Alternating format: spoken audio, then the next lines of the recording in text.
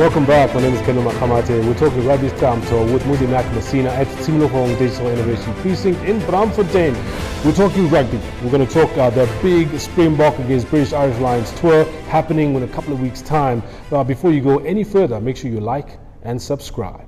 Rugby Scamtho is what we're talking about, and this time we're out in Braamfontein at the Tsimlohong Digital Innovation Precinct. A very interesting place, all to do with tech, digital, and that kind of stuff. It's a lovely place. I actually like it. It's not bad. I love the glass. I love the airy fairy feel of it. A lot of really important and serious business goes down here. Yeah. And that's exactly what we're about to talk about, isn't it, my brother? Yeah, I mean, it's a huge business. Thinking about rugby at this stage, I mean, there's been a whole lot of big talk. Eventually, finally, the Springbok squad have been announced, last week. So it's quite good. We waited for a long time. We even got some reactions from the coaches as to why they made the selections they'd made. Yeah. And there was always a lot of speculation around how much of the Rugby World Cup winning squad they would try and replicate, how much they would be relying on current form as they've seen in domestic competition. But with that said, I know you've got a whole lot of opinions on the entire team, that entire extended squad.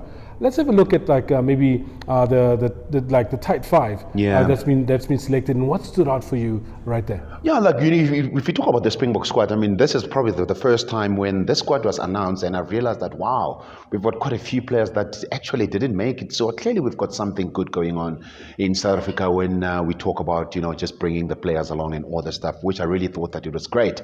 I mean, from number 1 to number 15. I mean, if I look at all the names that are there, good players that have done well for the country, for their clubs and all that stuff. However, there's still about 1 or 2 or 3 or 4 players that I thought maybe he was unlucky, this one just not to make it into the squad, which it actually tells us that we do have backup of the players that can actually play for the Boks. The depth is there. The richness of the South African rugby fraternity has always been there, and it's even stronger now. The reality, though, is that a lot of them have not had the match time required against top opposition. I mean, we spoke at length about how a few of the competitions themselves weren't really helping because it was same guys bashing up against each other week in, week out. The reality, some of them have been playing in Europe and have been getting a really good game time, and the others have been playing here locally and good game time, but maybe not against top opposition. Yeah. With that said, of the tight five, what stood out for you there? Well, look, if you're looking at the tight five, just going straight onto the props. Let's just look at the loose set props first. I mean, Thomas Tutoit, we all know that he's been there with the Boks, and then Steven Kitchoff as well, Frans Malherbe, Oxenche, and just Trevor Nyakane and just Kuni Osdays, and so these are not the actually new names that we haven't heard of. These guys have played for the Boks. It's just a matter of really just getting together and make sure that they do perform. But I like seeing someone like Kuni Osdays and because he's been away for 2 years or so. Does he still have it? He's got it. He's probably playing one of his best rugby ever. He's playing in Sale Sharks in overseas. But I tell you, he comes in as a sub, he does all the good damage and all that stuff. And then I think the one thing about it as well, you can see that he's enjoying himself. Oxenche, we all know what he can do. We've seen him, in the Rainbow Cup, just playing for the Sharks. I think he could be the one that might be taking that position of Beastim Tawarira and all that stuff because of a loose set prop and young, aggressive, hungry, and then we've got the Malherbes of this world. We all know what they can do, the Kitchoffs that we really just depend on. Yes, that they haven't really just played to the top of their ability if we're looking at them when they were playing against the Rainbow Cup here in South Africa, but I sense that we've got enough time just to prepare those players going forward. I've been looking forward to seeing Malcolm Marx in action for some time. That man is an incredible player, multi-talented, multifaceted, but we've also got a brand new cap, Joseph Dweba. Yeah, a lot of people don't know anything about this man. Yeah, it's just, I do. Tell us. Well, tell us. He's actually a Joburg guy. He's He was here at Case, Case school. He was at Case, then he just travel around, and then he just finding himself just playing for the Cheetahs and all that stuff. Funny enough, the sad situation about him is that while he was there, with the Cheetahs, he never really got an opportunity. They were giving him about 10 minutes, 15 minutes there and all the stuff. So he never really explored. But you could tell that, he's an aggressive, big player. That's the guy that could really, just make sure that he challenges the likes of Malcolm Marx just going forward. But he had to go overseas in Bordeaux to really just prove himself. And now all of a sudden, he's been picked here just to play for the boks, which I really thought that is good. He's the one for the future. I tell you what, that's one of the players that not too many people know about him. Yeah. But given an opportunity, he's going to make really make some hard inroads. All right, no, very cool. I mean, obviously there's Bongi Mbonambi and Skaran Tubin as well in the mix, like both seasoned campaigners, both with lots of experience in their departments, and hopefully they all get game time during with all the matches coming up between Georgia as well as British Irish Lions. Who do you take as your number one pick for hooker? And then before we start talking about the locks. Yeah, look, I'll just talk about someone that I know that he has done very well. Malcolm Marx, when he was in Japan, he's been very, very good as well. With Joseph Dweba, Bongi Mbonambi, I saw him play last week as well. Not too shabby, but then again, I think it's just all about getting those combination right, because I think at the end of the day, as much as we've got a whole lot of players that are so good, they'll have to try and see if they can get that right combination of a tight head, loose head, and of course, and they look and see if the loose head forward there will be good. And it's exactly the same as the locks as well. If you're looking at the locks, I mean, the combination of the locks will be a key. I mean, we've got Luo Deyaga as well, who's been so good at sail, and a lot of the players that are playing overseas, they've been so good.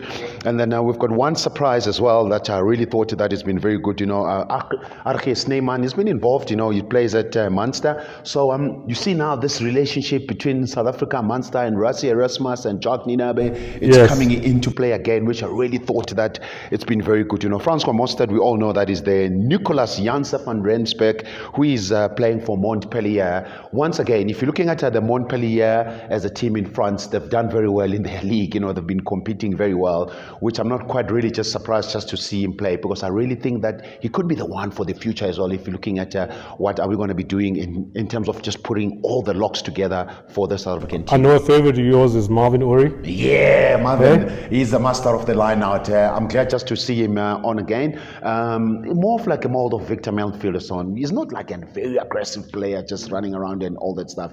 But then again, when it comes to line on time, because I really think that it's going to be vital. I mean, even now, he was with the Lions, he was okay, but now he's playing for, the Stormers. Jesus, he has just blossomed, like something else that I've never seen. He's enjoying himself. You can tell that now he's a Menier, they allow him to really just call the shots, and I can't really just wait just to see him play. We had a great time when between Bakis Bueta and even Etzebeth, the handover was perfect in terms of like the enforcer in the side. Yeah. Who takes over from Ibn Etzebeth going forward? Well, I think it's the same. Etzebeth, the Janse, Van Rensburg, that youngster that has been picked, is a very aggressive player. I mean, that's why he's doing very well in France. France, it's a tough competition. Very big with the forwards. He could be the one as well, that can really just take over there. He really likes the physical stuff, which I really think that maybe he could be the one. He could be in the squad now. He might not really just get game time. He might get about 10, 15 minutes or so. It will depend, about the injuries and all that stuff. But given an opportunity, they're exposing him to that international level, which I really think that is going to be good for the future. And what about the Jim Bunnies, the Lucies? Just Lucy's, just very interesting. I was quite very happy just to see, the Dupre's brothers. I think there's no brainer. One now he's playing at lock, and the other one is just playing at 8. Yeah. They've been very good. The other one, the oldish one, is still playing at number 10 there, but he hasn't really, shocked the world about that. But then if you're looking at them, I mean, with Sia Kolisi as well, I mean, I'm assuming that it's going to be captain the last time that we've checked. Marco van Staden, I think he was picked purely because, you need a specialist that can really look after the ball on the ground. That's why the Dwayne Vermeulen was, selected, but although now we all know that he is injured, so we're not quite sure what's going to be happening there. And then the other surprise as well, not surprise to me as well, it's Jasper Visser. He's playing overseas at Leinster. So if you follow all these players, you can actually tell that what is Rassie Erasmus is trying to look for. most of these loose forwards, they're big. You know, the only player that I really think that is still small is Kwacha Smith. Yep. But the rest of them, you're talking about the players that are weighing about 100, 105 kg, tall, 1.7, or maybe even more, 1.9 meters and all that stuff. Big players, although all of them, they can still be the ball players. Dwayne's injury is a bit of a it caused a bit of a headache for the side. However, not too far they have to look. Because there's a Marcel Coetzee, I'd imagine. Well, Marcel Coetzee missed out, and then of course, you could be now his opportunity just to be involved again. But then again, if you're looking at the squad, yes, he can be involved in terms of experience, but I reckon we still got enough of the loose forward that can really just take over at 8, especially that Dupre's brother. Similar mold as well. I mean, you can actually take Pete Steph to Toit and just play him at 8. He's an athlete. He's the one that as well might really just take over if you really want more experience in the back row. That's interesting. Now let's look at the scrum half fly half combinations there. I mean, we've got some really we've got in the scrum half department, we seem to be doing fairly well. In the fly-off department as well, except we've had to call on the likes of Morne Steyn, a general in his own right, very accurate. He's got a good head on his shoulders. He's incredibly experienced. He's got so many trophies in his cabinet, but he's still hungry. What kind of fly-half scrum half combinations do you think we're going to be going with? I mean, let's talk about what we've got. We've got Faf, we've got Herschel, Sanele is in the mix as well, as well as Kobus Reinach, who we haven't seen in a while in the scrummy department. He's been knocking. Yeah. He's been knocking on that door. For a long time. He's been terrorizing a lot of the players, especially in France. Plays for Montpellier. So only 14 caps, so which means he still needs some more caps on him. It's going to be very interesting to see how Rassie Erasmus will be using, and Jacques Ninabe will be using, then the number 10, especially Morne Steyn. Personally, I really see Morne Steyn as a senior statesman who will be really just looking after everyone else, who's going to be coming after all these other players and all that stuff. Perhaps maybe he might not start. Remember, we still got Pollard, which he has just gone back now from injury. He's just playing fairly okay. And then once again, a lot of people, they'll say, no, he hasn't had game time and all that stuff. But I still think that with him and not having played for such a long time, this could be an opportunity for him just to really come back and explore again. There's still Elton Yankees. A lot of people have been talking about, how is he doing there? I think he's doing fairly well just playing overseas as well. But I mean, it just needs to come back together. Yes, Faf, I really think that Faf will definitely start. A fit Faf, I'll definitely really just start him again. But then again, don't forget about Kobus Reinach, because we know what he can do.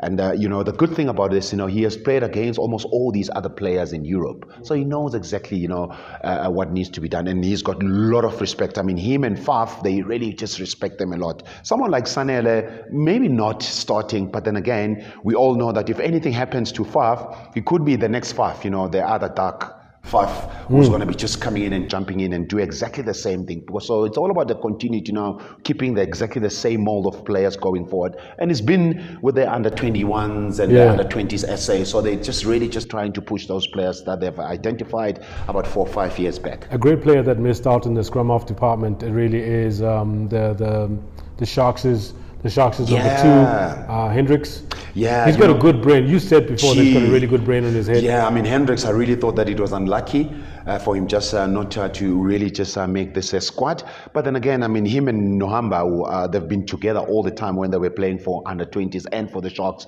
I mean, they're benching against each other and all that stuff. So perhaps maybe his time will come. But for me, I mean, if you talk about, a really, really, really so-called a quality, someone else that can really just manage the game, perhaps he really just missed up there. But then if you're looking at Nohamba, perhaps maybe Rassie and Jaka, they're looking for that sniper, someone else that can really just change the game like this within 1 second, anytime. So we reckon Fafa and Morne?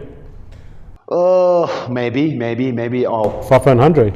Pollard, maybe. Pollard has had no game Pollard, time. guys. A fit Pollard, you're going Pollard to has give no game time. Let's talk about the backs. The midfielders, Lukhanyo captain of the Sharks. Yeah. Damien Delenda has who did something very interesting. Yeah, we'll talk about it that a bit later. There was burnt himself with petrol. I'm not quite sure what's happening, but it's very interesting to see that it was all the South African boys. No. Was it just the South African boys that got burnt? Yeah, most of them, about 99.9% of them, it was them. So perhaps maybe they were having a prize. Something might have happened. They were not quite sure. But then again, hopefully that they'll be back in action and all the stuff. A very big surprise, a very nice surprise with the Wandile Simelane just being elected as well, being picked, for the Springbok team. But once again, I think it's just there just to fast track him as quickly as possible. Perhaps maybe, he's going to be shadowing the likes of Lucanio M and all that stuff. But just give an opportunity. I know Wandile. You make something happen, man. Frans Steyn is in the mix. Another elder statesman who's got a massive boot on his on him. So that's fantastic. So would you consider a Frans Steyn, Mone Steyn inside center? No. Hey? I will tell you why. No, because both of them, they're not that quick. Yeah. We're playing in South Africa. This is going to be nice and dry. We need quick players that they can really just do something out of nothing, especially if we don't have space. So if you've got Mone Steyn and Frans Steyn, so you're really now looking for trouble, fighting for those guys to come in and really just put us so much pressure when we are attacking. So we must really just give them problems when we've got the ball in hand. All right, cool. Now the outside backs, let's talk about him. Apele Lefasi is sitting at number 15. I mean, he's a firm favorite for a lot of people that we've been interacting with, and of course, there's Willie Leroux, the incumbent, and who else is in that mix in terms of like number 15? Well, maybe Damien Willemse, but let's talk about the number 15, Apele, Willie Leroux, Damien Willemse, before we talk about the wings. Yeah, look, for me personally, I've got a soft spot for Apele Lefasi. I will tell you now, for me, I think he's just overall, everything that he does have as a fullback, he's tall, he's quick, he's fast. He's very comfortable with the ball in hand. He can really just clear. He can really counter-attack if he needs to at the back. It's good under the high ball. Very good under the high ball. So competitive as well in any way. If you just look at him, I think that could be the right time now for the Springbok management to really just throw him in there, because I don't see him really make some huge mistakes. Remember, really as well with his age, perhaps maybe in the next World Cup he might not be there. So that could be the one that they really just earmarking to be the number 15 for the country. And then of course, with Villiers as well, you need to have him there. He's still got a lot of experience there. So those players like that, you just got to keep them in the team just to boost the youngsters going forward. And then you've got the superstar, Cheslin Colby. Yeah, well, Cheslin. On the wing. It will be my first player that I can pick on my team. Out of the whole 15, I got to put him first. That was it. Yeah, he's got to start. I'm on his side. Yeah, definitely. You know what he can do. I mean, he's terrorized a lot of teams in Europe as well. He scored, I don't know how many tries this year completely. A very guy down to earth, and he's still looking so hungry. And everyone in the world, they're worried about him when he touches the ball. So you got to have him in that team. Now, of course, we've got the others as well. I mean, there's Spunkos. He was just phenomenal. One of Noli's favorite players. Spunkos is in the mix. Yao Peng. We've also got Damien Willemse and Makazole Mapimpi, who also scored in the World Cup final, something that South Africa actually never done before until that particular match, isn't it? Yeah, score in the World Cup final. Yeah, just Roscoe Speckman as well is in the mix. So I was quite wondering there, what is the thinking behind? But I thought, you know what? Once again, in the dry weather, if you really want to keep these guys busy, you might as well just put him in the mix. We know what he can do with the ball in hand. Yes, his probably defense is not that great, but then again, hey, if someone can score 3 tries and he misses 1 tackle, that's going to be the coach's call. That will you want to put someone else who's going to score you 4 tries in a game, and that same person might miss 2 tackles or 3 tackles for you. So it's just a little bit horses and courses. But then again, with Speckman with the ball in hand, I will have him anytime in my team. I think it would be fantastic. But I mean, let's talk about Speckman and Colby. I would not place both of them in the same side at the same time. Yeah. 2 small guys. One is incredible with on attack, and the other one is also incredible on attack, but not so good in defense. Yeah. Where would you put Colby? 15 or 14? Where is he best at? Sheesh, I mean, Colby, you can actually put him anywhere. I mean, even if you really want him, even if you're really short of scrumming, I think he can cover there. But I think for me, he has done very well at wing for the club, for the country, for the past couple of seasons, for the year. Perhaps maybe just leave him there, because, I mean, we've got someone else like Apele Lefase that can really steady the ship, the last man on defense at fullback. Make sure that you just keep him at wing, because as long as if you can keep on feeding him with the balls, trust me, you will create a lot of problems for any team in the world. It seems like there's a whole bunch of guys that would have loved to be on their side. I mean, we know it was well documented how much the Brits, the guys in the UK, there were some of them were like very surprised about their selections. They found out on the day. Yeah. From the South African perspective, there are a couple that missed out. Yeah, we've touched on a few of them. Yeah, we've spoken about Hendricks. We've spoken about a few others. I think Lizo Koboka as well. I think he really just had a very good opportunity just to make it. Yeah. Perhaps maybe if you're looking at the Bulls have got quite a few players. Maybe this rotation policy really just played a big part in him. But he's the one that I thought that he was going to make it now. But I know him as a player, he's down to earth. He's going to wait for that opportunity. His time will come.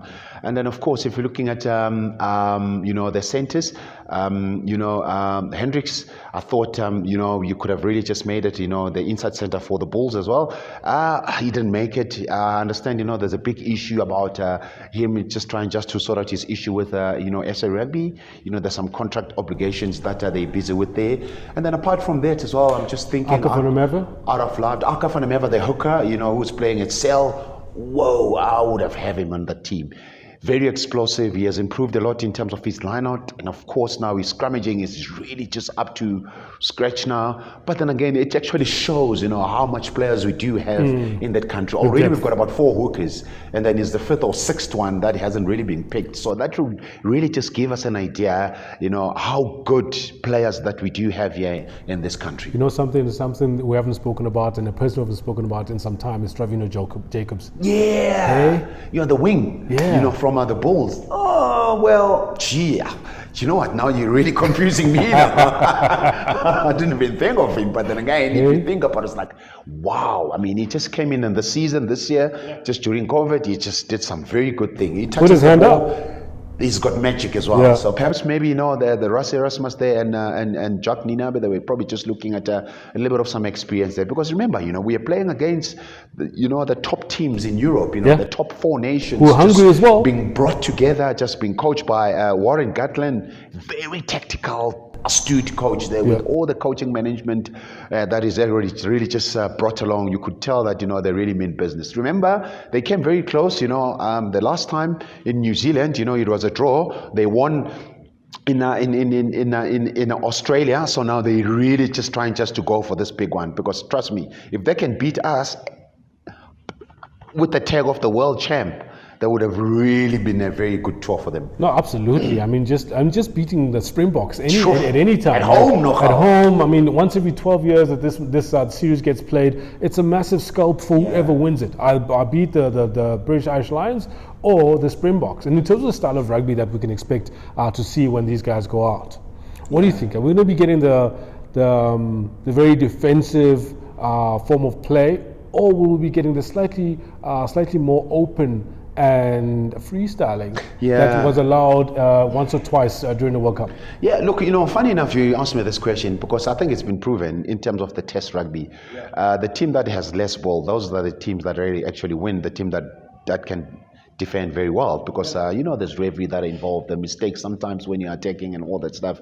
And but if you're looking at the way the South African team that will probably have to play, I don't see us really just moving away from our strong point in terms of the drive, the forwards, the scrums, and the lineouts that are and all that stuff, and which I really thought that it is going to be a big factor. And I don't see this South African point of view just moving away from dominating that contact point where they become so aggressive and make sure that they get the go forward. And then I think perhaps maybe there will be an opportunity to try and see if we can just toss the ball around, because we've got players. Remember, there's Chelsea, there's Roscoe Spechman that can be played there, there's Mampimpis, there's Apele Lefasi, who's very comfortable with the ball in hand right at the back. So there are those elements that I really think that it could be a very nice, good mixture of play. I'm not quite sure what Warren Gatland he is going to be thinking, but I know for a fact that he likes to play this chess thing. He will concentrate a lot in terms of winning the ball on the ground, in terms of the rucks and all that stuff. Scrum is a scrum. They can only do so much there. I mean, if with the players that we do have, we should be quite okay there. Perhaps maybe with their tactical play, we know those cross little cover kick and all that stuff. That's what, they'll probably just use a lot. But I don't think that they will be scared as well just to toss the ball around, because the weather will definitely permitting for both teams to try and see if they can just give the ball a little bit of some air. Andre Esterhuizen, I just thought I'd throw that in there. Andre is playing for the Harlequins. He missed it as well. So, I mean, how many players we've got in this country? So the reason why we throw that in there is literally just to show, yes, one, we've got depth. Yeah. And two, is the extent of the conundrum that's facing these coaches. Yeah. What kind of combinations are you going to put in place? Yeah. And what style of rugby are you going to play? Yeah. And also, how do you counter the fact that the British and Irish Lions have had all of this game time in the individual clubs, and I do believe that they've also been playing one or two hardcore matches in preparation for where we are. And we're playing against Georgia, I think. We're playing Georgia, yeah. First game. 2 games we're playing against them, and then the series starts. Yeah. It's going to be a bit tough. Yeah. Look, playing against Georgia, it's not going to be an easy team. I think that's probably one of the best games that we can really just play going out there. Sometimes you just want to play a game that you know that you're going to win, and you know that you're going to get very good, tough physical players just to train against them. So it's more of like a practice match. But then again, you still got an opportunity just to try, some few things and see if they are going to be working, which I really think that it is going to be good playing against them. And British and Lions, I mean, we all know what they can throw. They'll bring in all those players. I've seen them playing overseas. Great players that are really just, the Stephen Halls of this world, and all the players that really think that, if they can come in here and they put on a good performance, it could be very tough for the Springbok team. It's going to be played out over July, and the last match sometime in August. It's coming up very soon, the British and Irish Lions tour in South Africa, something that we've all been looking forward to. Mac, once again, thanks very much for your incisive recommendations, as well as the thoughts that you've shared with us in terms of opinion, as well as what we can expect from the Springboks. And Jacques and Rassi. They've started already, the Boks. Jacques and Rassi tango, they've started already? Yeah, they've started already. This past weekend, they were in Bloemfontein. They were in camp. They're going to be in Bloemfontein for 3 weeks, and then straight after that, they're going to be coming here to Johannesburg. Perhaps maybe we might have a chance just to have a look at them train. That'd be nice. Protocol permits with COVID and all that stuff. Use your connections, my brother. I think I should, Use your connections, my brother. That's it. Maybe we'll be seeing you guys on the touchline, maybe, maybe in one of the Springbok training sessions. Oh, we so wish. That would be amazing. Thank you so much for having joined us. Rugby Scamtho is what you've been watching with Muzi Makamasina and Kenu Makamat myself out at Simulukong. Taking Digital Hub in the middle of Bloemfontein. We're talking rugby. We're talking British and Irish Lions. Probably about to get beaten again by the Springboks. See you next time.